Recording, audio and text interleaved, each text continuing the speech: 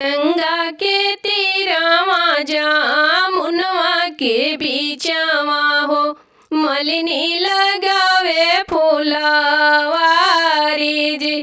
गंगा के तीरवा जामुनवा के बीचवा हो मलिनी लगावे फुलवारी जी।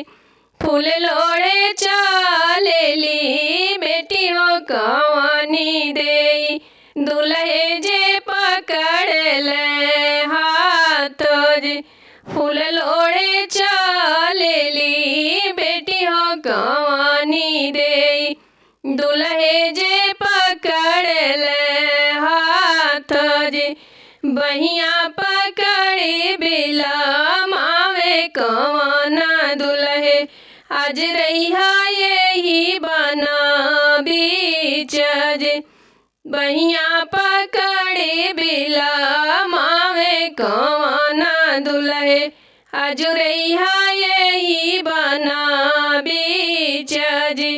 जब बेटी बगिया से घर के लौटली अम्मा पूछली एक बात जी।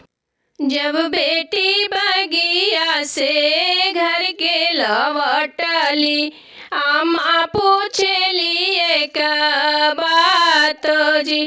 कहवा बीतवलू बेटी ठीक दोपहरिया कहवा बीतवलू सारी रात जी।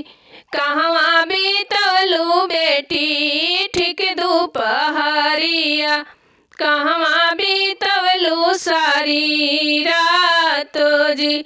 फूलवा लोढ़त अम्मा ठीक दोपहरिया हरवा गुछत सारी रात जी।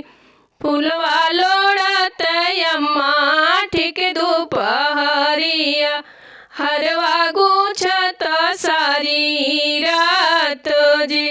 वहाँ बीतवली अम्मा ठीक दोपहरिया वहाँ बीतवली सारी रात जी।